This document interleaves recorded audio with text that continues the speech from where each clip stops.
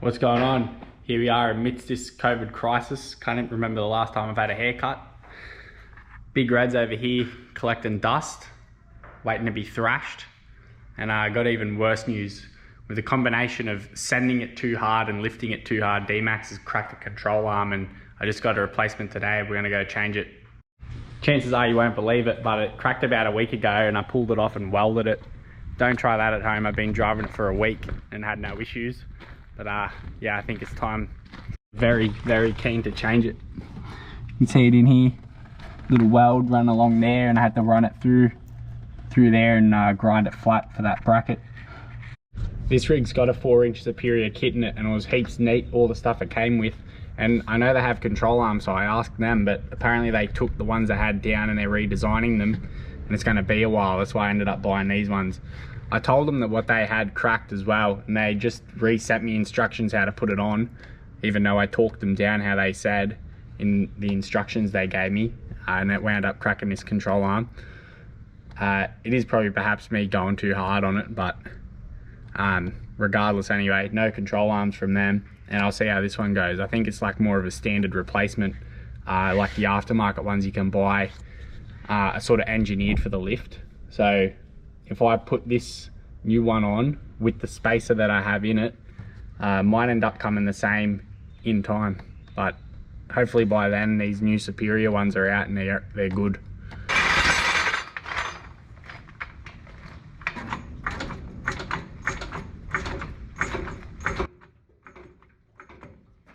Even though the upper control arm's broken, I still shake the tyre to make sure nothing else is worn out. Pretty hectic. I got all the gear that I need in the back of the ute itself. And yeah, I'm using my gear as a camera stand.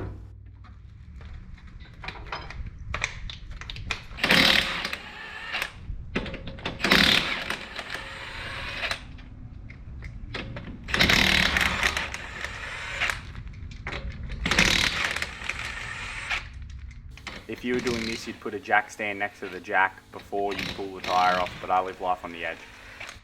And driving around with a welded upper control arm for a week should prove that. Now I do trust these jacks a lot, but it is true that I never really would trust it if I was working underneath the car. And for this job, I don't really get that under it. But still, I will just put a jack stand under it because you should. And definitely if you were doing a job where you would be working under the car, then you would. And also it does save the instance if the jack does fail, at least then you don't have to find a way to get the car off the ground from nowhere. There isn't that much to it, and there is a bit to it at the same time. But really it's just the ABS line that runs through it. There's just all these little nuts that clamp it down or tuck it in as it goes through the arm. And after that really it is just the bolts that hold on the ball joints and then the control arms either end. 2 big bolts there. Here is the damage. You can see where I've grinded it flat there and the rest of the weld that goes along. I V'd it out before I welded it. All of it's no good. It's pretty unfocused, but it started to crack again and it's all warped up, as I'll show.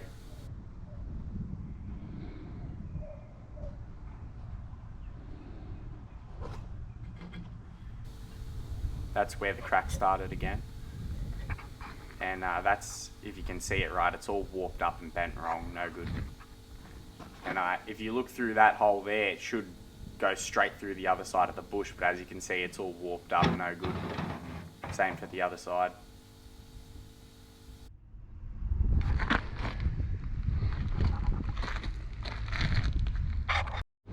The only thing you're left to do is pick it up and throw it over your shoulder like that. Here's the new one I got, Solve Off-Road, heaps handy. Got it in like the day after I ordered it, fantastic.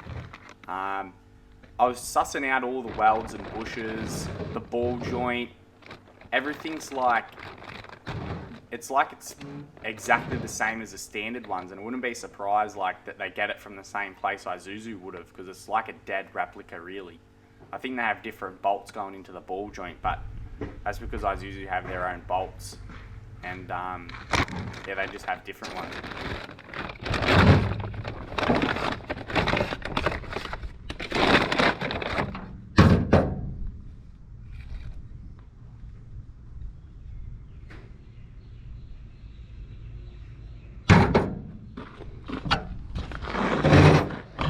check this out. You look through and it lines right up with the other one, perfect. As would your Dmax as well, unless you've had yours airborne.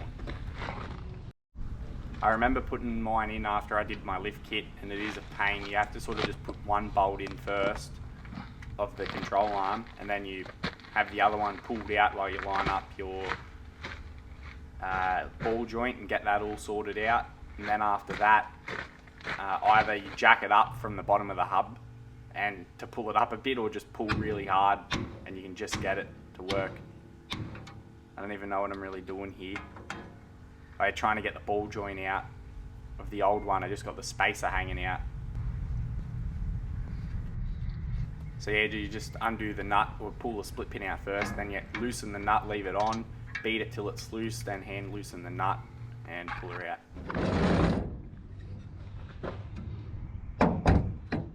Here I am just checking it out to see if there is any difference. Maybe these were sort of designed for a lift kit, but you pair them up, they're just dead on. Even all the welds are in all the same places, all the same lengths. It's just a dead replica replacement.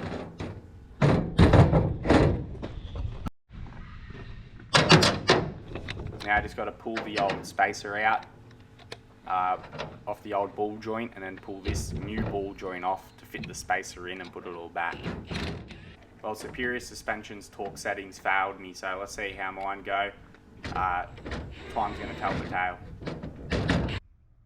I got all the washers and spring washers, everything here, so I'll just put some new spring washers on it, get new hardened washers, just tighten them down to what should be right. And obviously I'll be liable for anything, but you know, they're just tight. This is how much you pretty much would have tightened them. Superior, just not as accurate, which doesn't really seem to be that special anyway. Here I got my, I think it was a 13mm attached to my manual tension wrench.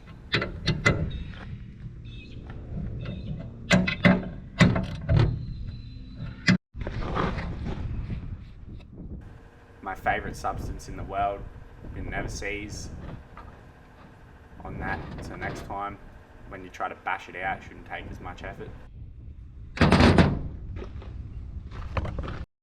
And then the same procedure just for these top things, including that spacer. Simple as that.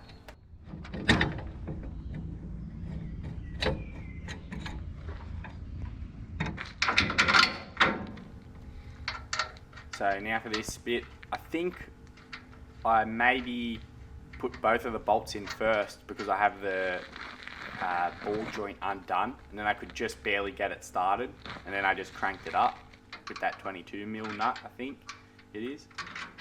But yeah, it went pretty smooth. But if you had the ball joint locked on and you wanted to fit the big springs, usually you just leave the ball joint attached and just undo one control arm bolt if you had to.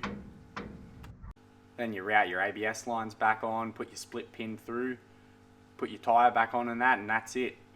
Here I am, teleported into the future. I got it all done really, just that remaining stuff. Brand new, no cracks, no welds, that's what I'm talking about. No leaks, if you know what I mean. And that's really it, simple as that. What left is there to say? Yeah, the boys, 24/7, let's go. Danger zone, here we come. Thanks for watching.